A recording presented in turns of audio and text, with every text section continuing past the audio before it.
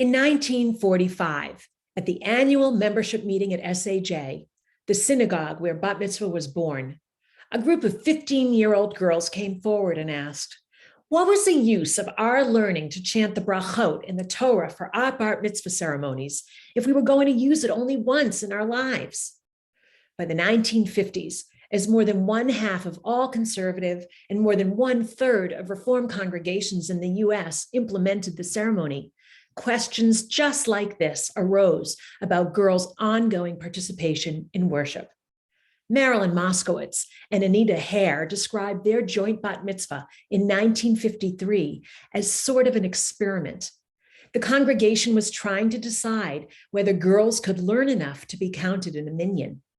After our bat mitzvah, Marilyn said, they would count 2 women for a man until they finally went 1-to-1. While it would take conservative rabbis until the 1970s to count women officially in a minyan, in 1955, they voted to give women aliyot, though that was a minority view.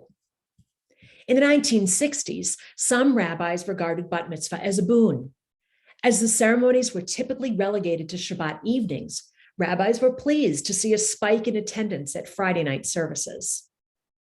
Bat mitzvah became all but ubiquitous in conservative and Reform congregations in the 70s. When Sally Priesand became the first American woman ordained a rabbi in 1972, she had 12 and 13-year-old girls to thank. They had normalized female presence on the bima in a majority of American synagogues and paved the way for female rabbis to take the stage.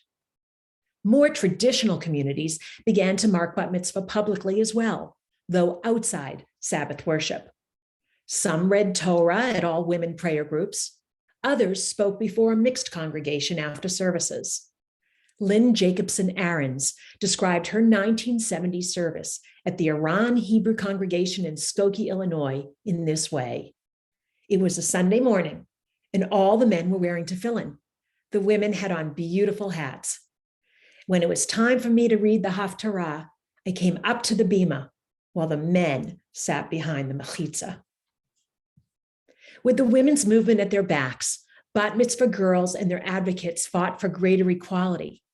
In 1973, Elena Kagan petitioned her Orthodox New York City congregation to become the first bat mitzvah, a subject that became newsworthy during her 2010 nomination to the Supreme Court. Likewise, Sally Gottesman lobbied to have the first Saturday morning bat mitzvah at her conservative synagogue in Montclair, New Jersey in 1975. By the end of the 20th century, bat mitzvah came to look identical to bar mitzvah in all but traditional congregations, and even ultra-Orthodox Jews embraced them.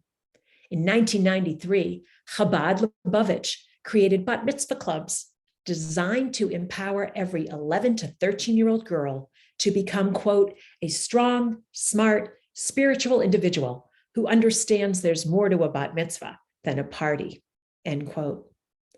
Spurred by their daughters, women and men who had missed their coming-of-age ceremonies as adolescents, either because they were not allowed to or didn't choose to or weren't Jewish at the time, jumped at the chance to study in synagogue-based classes that culminated in a group bat mitzvah ceremony.